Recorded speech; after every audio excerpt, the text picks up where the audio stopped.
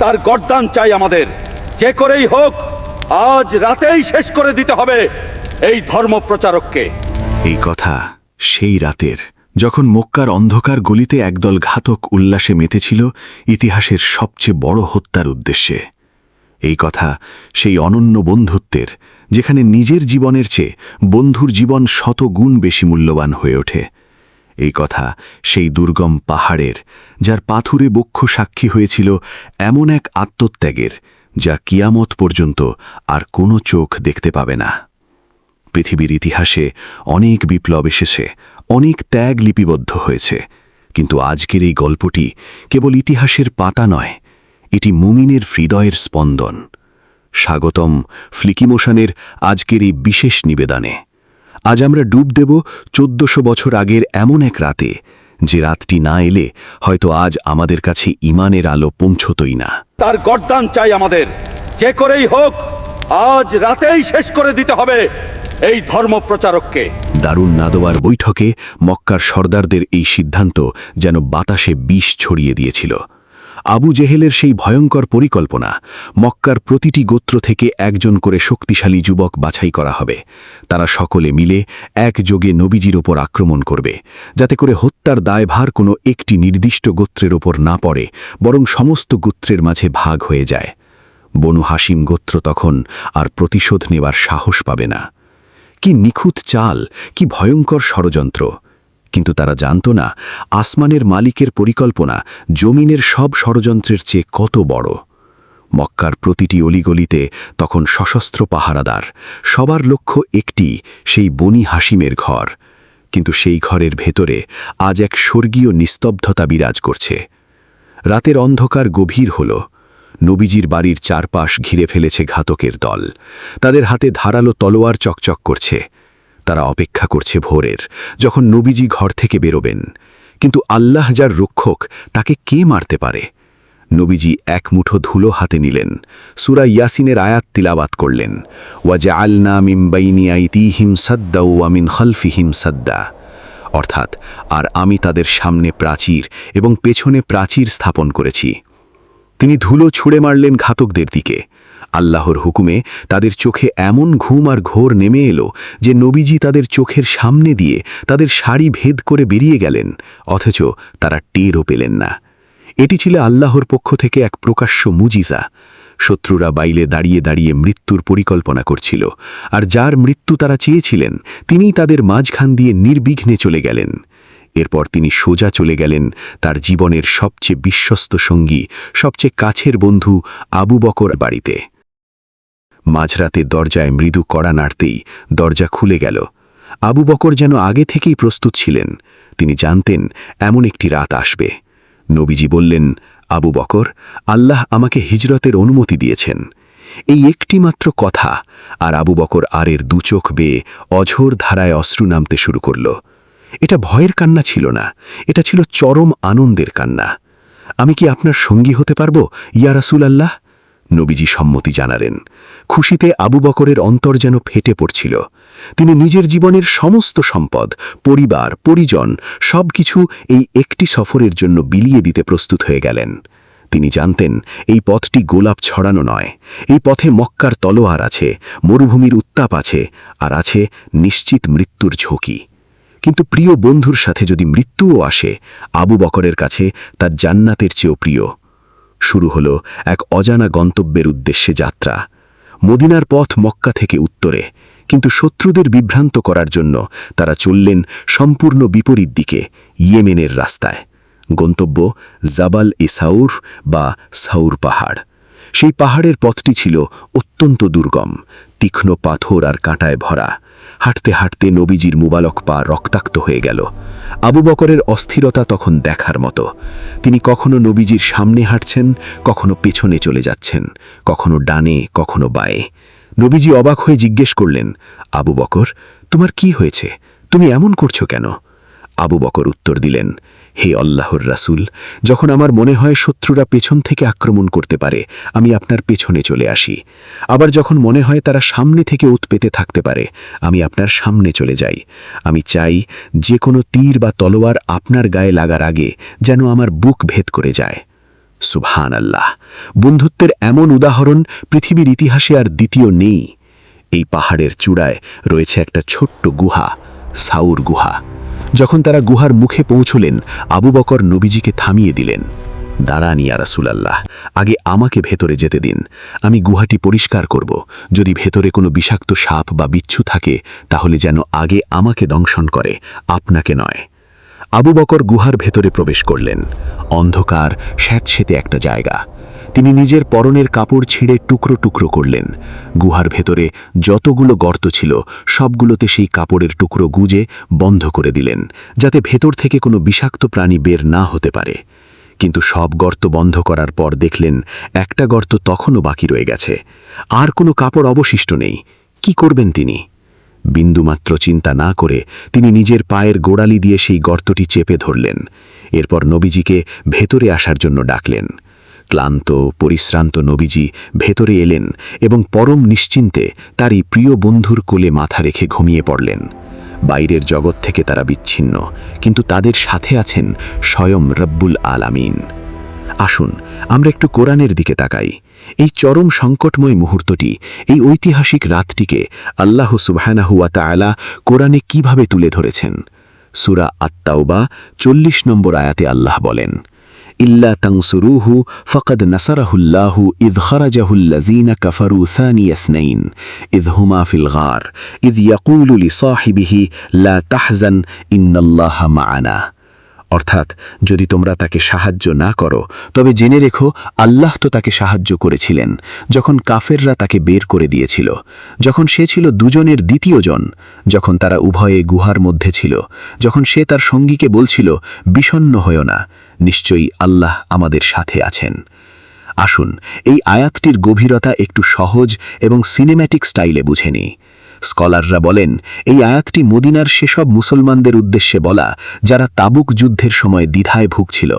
আল্লাহ তাদের স্মরণ করিয়ে দিচ্ছেন যে আমার নবীর তোমাদের সাহায্যের মুখাপেক্ষী নন। যখন পুরো দুনিয়া তার বিরুদ্ধে ছিল, যখন মক্কার সবচেয়ে শক্তিশালী কাফেররা তাকে তাড়িয়ে দিয়েছিল, তখন আল্লাহ একাই তার জন্য যথেষ্ট হয়েছিলেন। এরপর আল্লাহ বলছেন সানিয়া ইসনাইন, অর্থাৎ দুজনের দ্বিতীয় জন। এই শব্দটি অত্যন্ত গভীর। আল্লাহ এখানে আবু বকরের নাম নেননি, কিন্তু তাকে এমন এক মর্যাদায় ভূষিত করেছেন যা আর কোনো সাহাবী পাননি। দুজনের দ্বিতীয় জন, অর্থাৎ ইসলামে যদি আল্লাহ এবং তার রাসূলের পর তৃতীয় কোনো সত্তা থেকে থাকেন, তিনি হলেন এই দ্বিতীয় জন, আবু বকর সিদ্দিক। মাঝে মাঝে আমাদের জীবনে এমন সময় আসে যখন মনে হয় চারপাশের সব রাস্তা বন্ধ। আপনি হয়তো কোনো মিথ্যা মামলায় জড়িয়ে গেছেন, অথবা ব্যবসায় চরম লোকসানে আপনি দেউলিয়া হয়ে গেছেন। আত্মীয় স্বজন, আপনজন মানুষ সবাই আপনার থেকে মুখ ফিরিয়ে নিয়েছে। আপনি নিজেকে সেই সাউর গুহার অন্ধকারের মতো এক চরম অসহায়তার মধ্যে আবিষ্কার করেন। ঠিক সেই মুহূর্তে আয়াতের পরের অংশটি আপনার জন্য, লা তাহজান ইন্নাল্লাহা মা'ানা, অর্থাৎ বিষণ্ণ হয়ো না, নিশ্চয়ই আল্লাহ আমাদের সাথে আছেন। লক্ষ্য করুন, নবীজি কিন্তু বলেননি ভয় পেও না, তিনি বলেছেন বিষণ্ণ হয়ো না বা দুঃখ করো না, লা তাহজান। কারণ আবু বকর নিজের জীবনের জন্য ভয় পাচ্ছিলেন না, তিনি দুঃখ পাচ্ছিলেন এই ভেবে যে যদি শত্রুরা নবীজির কোনো ক্ষতি করে ফেলে। তখন নবীজি তাকে শান্ত করে বললেন, আবু বকর, তুমি সেই দুজন সম্পর্কে কি ভাবছ যাদের তৃতীয় জন স্বয়ং আল্লাহ? আজ আপনার জীবনেও যখন সব দরজা বন্ধ হয়ে যাবে, যখন পিঠ দেয়ালে ঠেকে যাবে, তখন শুধু এই একটি কথা বুকে ধারণ করবেন, ইন্নাল্লাহা মা'ানা, অর্থাৎ আল্লাহ আমার সাথে আছেন। যদি দুনিয়ার সব মানুষ আপনার বিপক্ষে চলে যায় আর আসমানের মালিক আপনার পক্ষে থাকেন, তবে আপনার আর কিছুর প্রয়োজন নেই। গুহার ভেতরে নিস্তব্ধতা, নবীজি গভীর ঘুমে আচ্ছন্ন। আবু বকর রাজিয়াল্লাহু এক ধ্যানে তাকিয়ে আছেন নবীজির নূরে ঝলমল পবিত্র চেহারার দিকে। হঠাৎ সেই খোলা গর্তটি, যেখানে আবু বকর রাজিয়াল্লাহু নিজের গোড়ালি দিয়ে চেপে রেখেছিলেন, সেখানে অনুভব করলেন তীব্র এক দংশন।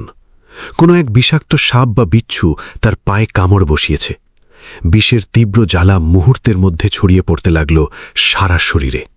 শিরায় শিরায় আগুনের মতো জ্বলতে লাগল সেই বিষ। যে কোনো সাধারণ মানুষ ব্যথায় চিৎকার করে উঠত, পা সরিয়ে নিত।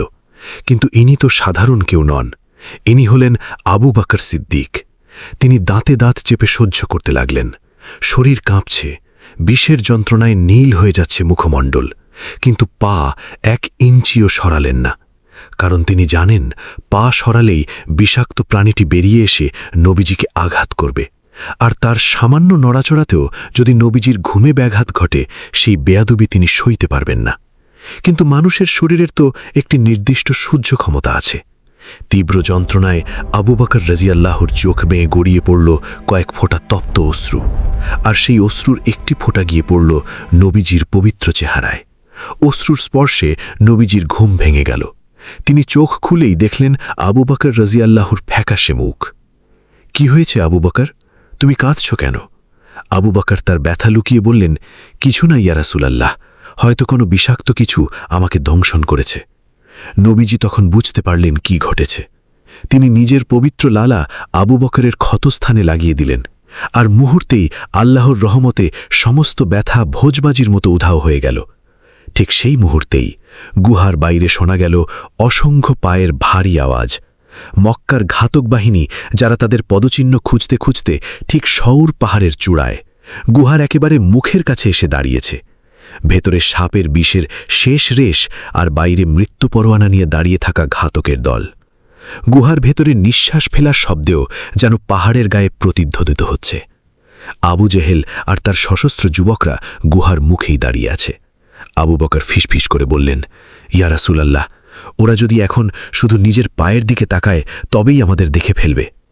নবীজি আবার সেই অমোঘ বাণী শোনালেন, লা তাহজান ইন্নাল্লাহ মা'ানা। আল্লাহর কি কুদরত! ঘাতকরা দেখতে পেল গুহার মুখে মাকড়সা জাল বুনে রেখেছে, আর কবুতর তার বাসায় শান্তিতে ডিম পেড়ে বসে আছে। তারা ভাবল, এখানে মানুষ থাকলে তো এসব ঠিক থাকত না। তারা ওখান থেকেই ফিরে গেল। শত্রুরা চলে যাওয়ার পর তারা গুহা থেকে বেরিয়ে এলেন। শুরু হলো মদিনার পথে এক দীর্ঘ মরুযাত্রা। 100টি উটের পুরস্কার ঘোষণা করা হয়েছে তাদের মাথার জন্য। সুরাকা বিন মালিক ধেয়ে এলো তলোয়ার হাতে, কিন্তু প্রতিবারই তার ঘোড়ার পা বালিতে ডেবে যেতে লাগল। অবশেষে সুরাকা বুঝতে পারল এই মানুষটি সাধারণ কেউ নন। সে ক্ষমা চাইল এবং নবীজি তাকে পারস্যের সম্রাটের স্বর্ণের কঙ্কন পরার ভবিষ্যৎবাণী করলেন। মরুভূমির তপ্ত বালু, তীব্র ক্ষুধা আর তৃষ্ণার মাঝেই তারা পৌঁছলেন উম্মে মাবাদের তাঁবুতে, যেখানে একটি মৃতপ্রায় ছাগল নবীজির স্পর্শে প্রচুর দুধ দিতে শুরু করল। সুরাকা বিন মালেক যখন তার ঘোড়া নিয়ে ধুলো উড়িয়ে ফিরে যাচ্ছে, মরুভূমির সেই তপ্ত বালুকারাশি যেন এক গভীর প্রশান্তিতে ছেয়ে গেল। কিন্তু বিপদ তখনও কাটেনি। মক্কার সর্দারদের কানে যখন খবর পৌঁছল যে মুহাম্মদ সাল্লাল্লাহু আলাইহি ওয়াসাল্লাম তাদের চোখের সামনে দিয়ে অদৃশ্য হয়ে গেছেন এবং সুরাকার মতো বীর ও ব্যর্থ হয়ে ফিরে এসেছে, তখন তাদের ক্রোধের আগুন দাবানলের মতো ছড়িয়ে পড়ল। আরবের প্রতিটি গোত্রে খবর পৌঁছে দেওয়া হল, মুহাম্মদ অথবা আবু বকরকে যে জীবন্ত বা মৃত ধরিয়ে দিতে পারবে তাকে 100টি লাল উট দেওয়া হবে। মরুভূমির এই রুক্ষ পথে তখন কেবল তৃষ্ণা আর আগুনের হলকা। মাথার ওপর সূর্য যেন অগ্নিবৃষ্টি করছে। এমন এক কঠিন মুহূর্তে নবীজি এবং আবু বকর রাদিয়াল্লাহু আনহু পৌঁছলেন উম্মে মাবাদ নামক এক বৃদ্ধা নারীর তাঁবুর কাছে। উম্মে মাবাদ ছিলেন এক অত্যন্ত পরহেজগার এবং দানশীল নারী, যিনি তৃষ্ণার্ত পথিকদের পানি এবং খাবার দিয়ে সাহায্য করতেন। কিন্তু সেই বছর ছিল প্রচণ্ড খরা। মাঠের ঘাস শুকিয়ে কাঠ হয়ে গেছে, পানির কূপগুলো শুকিয়ে গেছে। নবীজি উম্মে মাবাদকে জিজ্ঞেস করলেন, তোমার কাছে কি পান করার মতো কিছু আছে? উম্মে মাবাদ অত্যন্ত দুঃখের সাথে বললেন, হে মুসাফির, যদি আমার কাছে পান করার মতো 1 ফোঁটা দুধও থাকত তবে আমি আপনাদের ফিরিয়ে দিতাম না, কিন্তু এই খরা আমাদের সব কিছু কেড়ে নিয়েছে।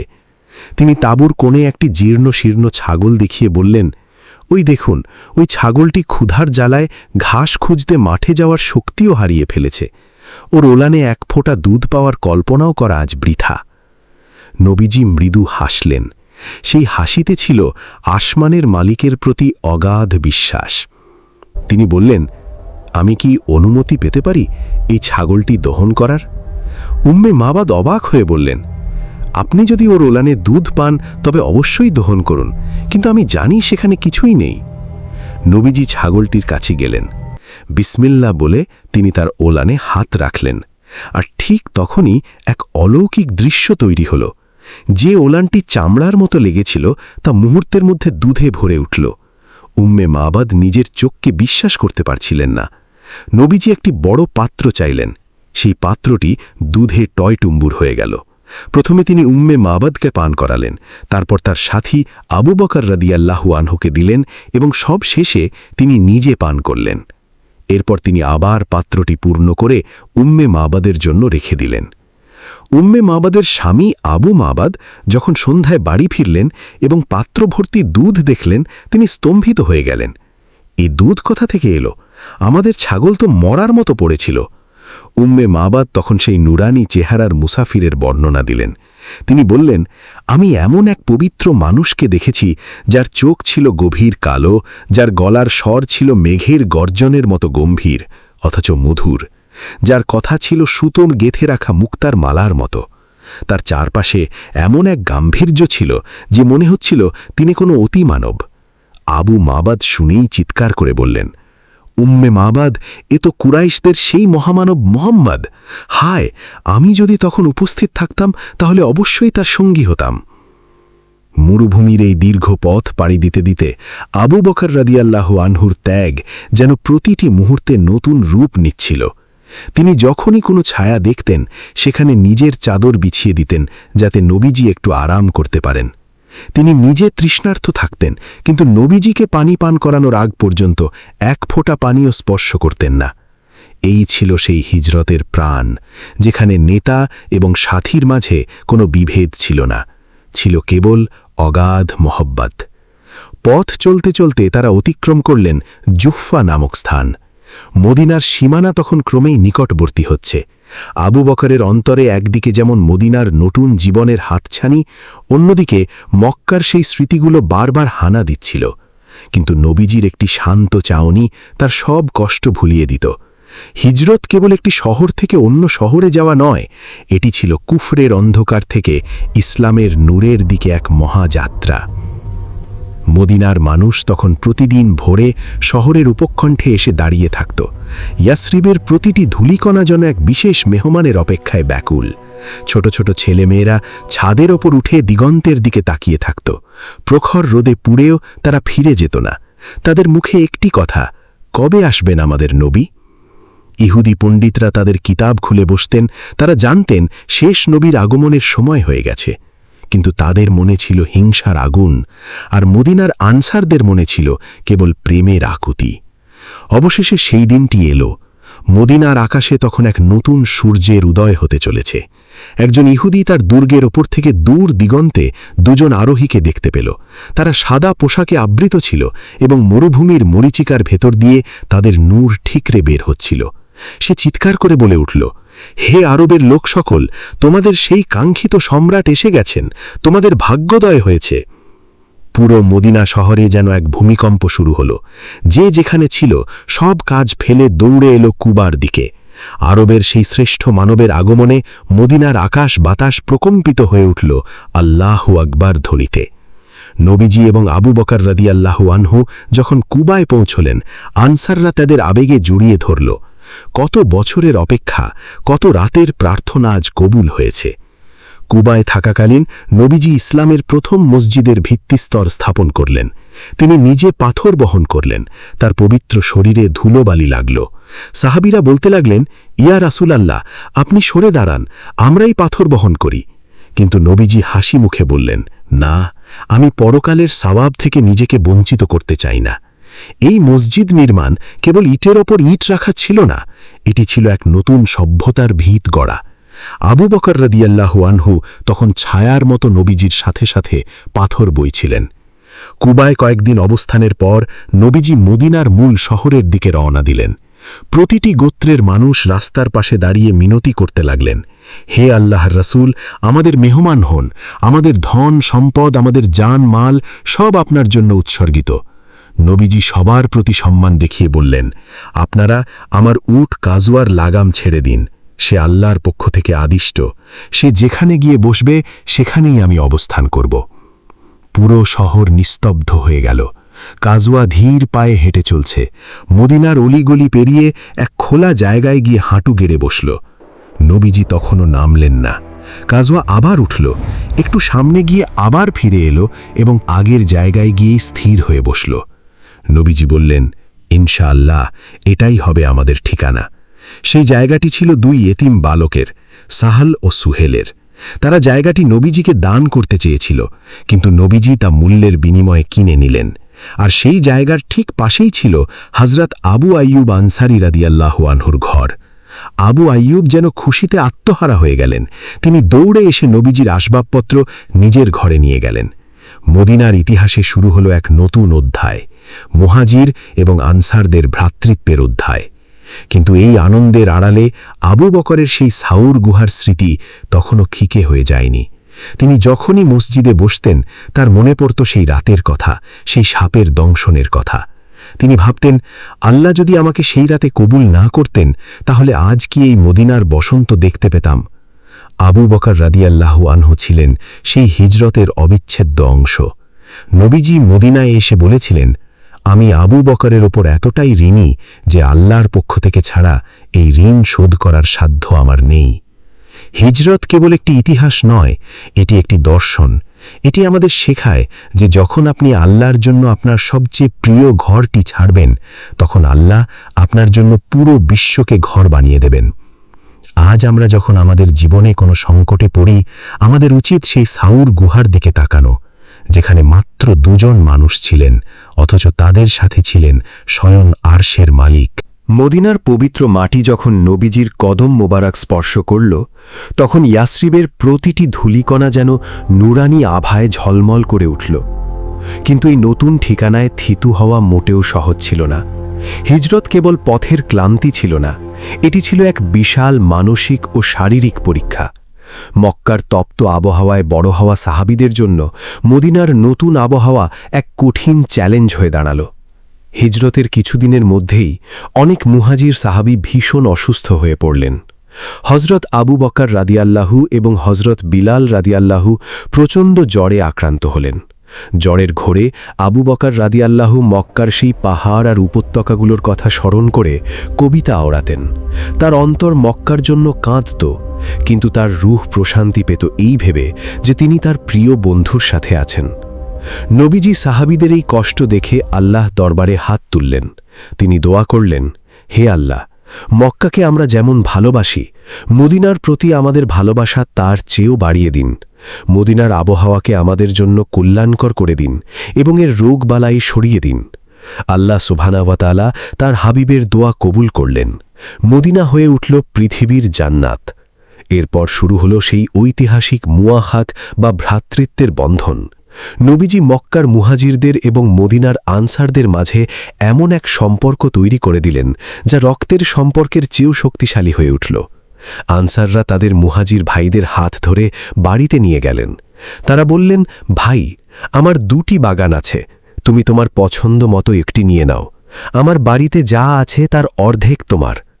পৃথিবীর ইতিহাসে ত্যাগের এমন নজির আর কখনো দেখা যায়নি। কিন্তু এই সব কিছুর কেন্দ্রবিন্দুতে ছিল সেই সর গুহার শিক্ষা।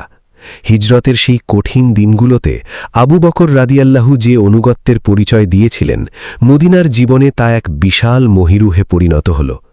নবীজি যখন মসজিদে নববীর মিম্বরে দাঁড়িয়ে খুতবা দিতেন, আবু বকর রাদিয়াল্লাহু নিচে বসে এমনভাবে তাকিয়ে থাকতেন যেন তিনি তার হৃদয়ের সমস্ত মহব্বত উজাড় করে দিচ্ছেন। এখন প্রশ্ন হল, এই হিজরতের ঘটনার গভীর তাফসীর বা শিক্ষা আমাদের জন্য কি? কোরআনের যে আয়াতে আল্লাহ গুহার কথা উল্লেখ করেছেন, সেখানে একটি শব্দ আছে, ইদ ইয়াকুলু লিসাহিবিহি, যখন সে তার সঙ্গীকে বলছিল। এখানে আল্লাহ আবু বকরকে নবীজির সাহেব বা সঙ্গী হিসেবে স্বীকৃতি দিয়েছেন। মুফাসসিররা বলেন, এই আয়াতে আবু বকরের জন্য এমন এক মর্যাদা লুকানো আছে যা কিয়ামত পর্যন্ত কেউ মুছতে পারবে না। এটি কেবল পথের সঙ্গী হওয়া ছিল না, এটি ছিল সিদক বা সত্যবাদিতার এক চরম পরীক্ষা। হিজরত আমাদের শেখায় যে ঈমান কেবল মুখে স্বীকার করার নাম নয়, ঈমান হল হুকুম পাওয়ার সাথে সাথে সবকিছু পেছনে ফেলে অজানার উদ্দেশ্যে বেরিয়ে পড়ার নাম। যখন আবু বকর রাদিয়াল্লাহু তার পরিবারকে মক্কায় রেখে নবীজির সাথে বেরিয়েছিলেন, তিনি জানতেন না তার পরিবার নিরাপদে থাকবে কিনা, কিন্তু তার বিশ্বাস ছিল, যিনি নবীকে রক্ষা করছেন তিনি আমার পরিবারকেও রক্ষা করবেন। আজ আমাদের জীবনে যখন আমরা কোনো কঠিন সিদ্ধান্তের মুখোমুখি হই, তখন আমাদের এই হিজরতের তাবাক্কুল বা ভরসা থেকে শিক্ষা নেওয়া উচিত। আমাদের জীবনটাও তো এক ধরনের হিজরত। আমরা প্রতিনিয়ত গুনাহের অন্ধকার থেকে নেক আমলের আলোর দিকে হিজরত করছি, শয়তানের প্ররোচনা থেকে আল্লাহর রহমতের দিকে হিজরত করছি। আপনি যখন আল্লাহর সন্তুষ্টির জন্য আপনার কোনো প্রিয় অভ্যাস ত্যাগ করেন, তখন মনে রাখবেন আপনিও আপনার জীবনের সেই ছোট সর গুহাটি অতিক্রম করছেন।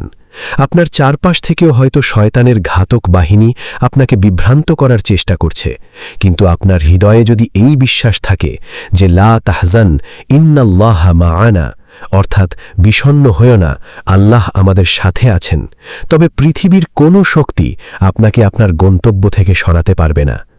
হিজরতের এই মহান স্মৃতির প্রতিটি বাঁক আমাদের চোখ আঙুল দিয়ে দেখিয়ে দেয় যে কষ্টের পরেই স্বস্তি আসে। সর গুহার সেই অন্ধকার আর সাপের বিষের পরেই কিন্তু মদিনার সোনালি সকাল এসেছিল। আজ যারা ভাবছেন আপনার জীবনে কেবল অন্ধকার, কেবল সমস্যা, তারা একটু ধৈর্য ধরুন, আল্লাহর ওপর ভরসা রাখুন। আপনার জন্য হয়তো একটি মদিনা অপেক্ষা করছে, যেখানে আপনার সমস্ত কষ্টের অবসান ঘটবে। আবু বকর রাদিয়াল্লাহর সেই অশ্রুজল চোখ, সেই রক্তাক্ত পা আর সেই বুক ভরা ভালোবাসা আজ আমাদের পাথেও। তিনি কেবল একজন মানুষ ছিলেন না, তিনি ছিলেন বন্ধুত্বের এক জীবন্ত প্রতিষ্ঠান। নবীজির প্রতি তার সেই ফানা ফিল রসুল বা আত্মবিসর্জনের ভাবধারা আমাদের হৃদয়ে যেন নতুন করে ঈমানি চেতনা জাগিয়ে তোলে। ফ্লিকিমেশনের আজকের এই দীর্ঘ আলোচনায় আমরা চেষ্টা করেছি সেই ঐতিহাসিক মুহূর্তগুলোকে কেবল বর্ণনা করতে নয়, বরং সেগুলোকে অনুভব করতে।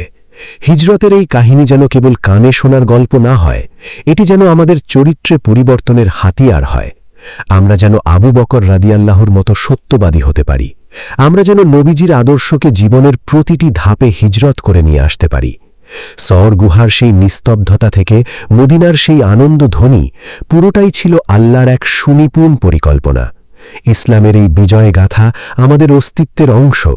ইতিহাসের এই সোনালি পাতাগুলো বারবার পড়ার উদ্দেশ্য একটাই, নিজেদের ঈমানকে ঝালাই করে নেওয়া এবং এই বিশ্বাসে বলিয়ান হওয়া যে জয় কেবল মুমিনদের জন্যই নির্ধারিত। পরিশেষে আবু বকর রাদিয়াল্লাহুর সেই মহান অনুগত্য আমাদের জন্য এক আলোকবর্তিকা। আসুন আমরা আমাদের যাপিত জীবনের নবীর সুন্নতকে এমনভাবে আঁকড়ে ধরি যেন কাল কিয়ামতের ময়দানে আমরাও সেই দুজনের দ্বিতীয় জনের পাশে দাঁড়ানোর যোগ্যতা অর্জন করতে পারি। ফ্লিকিমেশনের সাথে থাকার জন্য আপনাদের আন্তরিক ধন্যবাদ।